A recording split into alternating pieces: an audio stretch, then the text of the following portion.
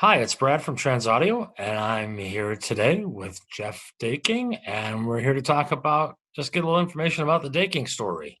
How you doing, Geoff? I'm doing fine. How are you doing? I'm doing well.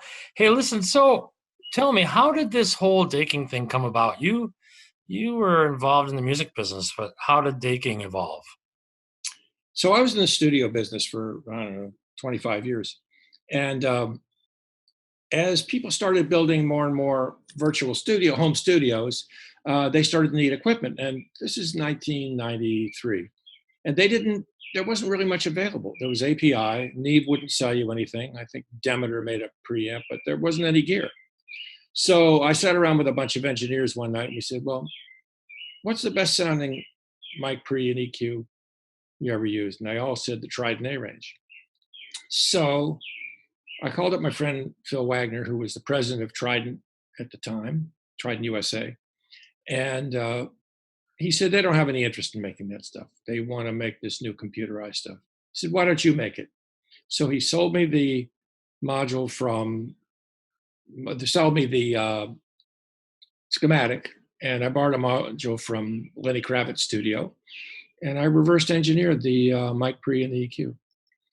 And we've been building basically that circuit in everything we build since then. And Started that's started off with the mic pre EQ, uh-huh. and then the FET compressor, and then the mic pre 4, and then on and on. And the FET compressor, where did the kind of the genesis of that idea come from?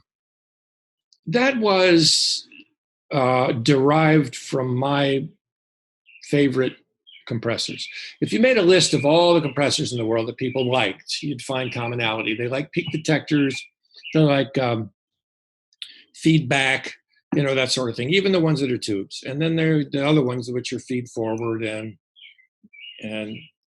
RMS detectors, which nobody likes. So I went down that road. I used the peak detector, and I used the same audio amplifiers from the mic pre EQ, and I used a complex attack and release algorithm that we derived from sort of several other compressors. It's basically we have variable attack, and then you have a fast release, and then you have this complex auto release, which is both level and time dependent, so that it reacts one way to little spikes and it reacts another way to long, other loud things. Mm-hmm. That was a FET compressor. So that was a FET too. So that's where you started. That was the beginning of Daking. So you've been kind of at the heart of this, so you can talk right to the engineers, and you're comfortable sitting behind a console. And in fact, even now you build consoles, don't you? We do. Yeah. Large format consoles. So the Daking line itself has evolved into a line of a couple of mic pre's, right? We have mic pre 1, mic pre 2, mic pre 4, and mic pre EQ, which we still make, right? Okay. And then the compressor is the FET 2 doesn't exist anymore. We have a FET 3, right, which is a big stereo piece Basically, it's two FET 2s in one box with the variable high pass filter on it, right? So you can on the side chain. on the side chain, yeah. So you sort of have a built-in side chain control that you can sort of tune its behavior, right? It's Right. kind of handy with modern music here, where there's so much low end in it, right? And then we're working on, and in fact, are going to be releasing here at really quickly this next week, a new product called the Comp II. So tell us just a little bit about that. What's the Comp II? How does that fit in? Well, the Comp II was derived from the 500 compressor, which was designed to sort of, well, very much emulate the FET 2. It's kind of unique in that it's not a FET compressor because you can't put FETs near other things that make heat because they're very unstable from the standpoint of gain when the temperature changes. So we developed a way of using a VCA to be used like a FET. So this is a compressor that has feedback It has a peak detector. It has an all-discrete Class A amplifier after it to convert. The output of a VCA is current, not voltage, so it has to have an I to E converter to convert the current into voltage, and that's all Class A. And it behaves and sounds very much like a FET 2. And it has it's 2 attack times and 2 release times, and it has compress and limit. So it can go from being a very gentle, useful, a day in, a day out product to being very aggressive in effect.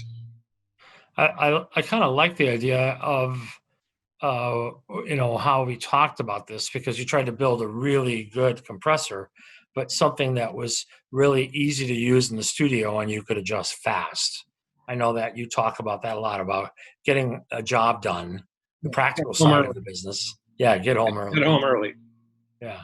Yeah. Is it that you are motivated to try to make it simpler so that it was really useful on the fly in the studio, as opposed to these compressors you have to sort of sit down on the floor and spend some time with setting up? Right. It's very fast to use. Two input controls, input and output. And if you take that thing and put on the slow attack and auto release, you pretty much could use that on anything. If you need some super fast attack for some reason, or a fast release, those become more effective. But as a general compressor, use the slow attack and the auto release, and it just that Comp II is going to be released, I think, next week. So I think people will start seeing that, and we'll have to get you back on Zoom here and talk about that a little bit more when that comes out. So, Geoff, I want to thank you for joining us today. It was great. I appreciate you taking the time. And again, it's Brad from TransAudio, Geoff from Daking Audio, and have a good day. Great. Thanks.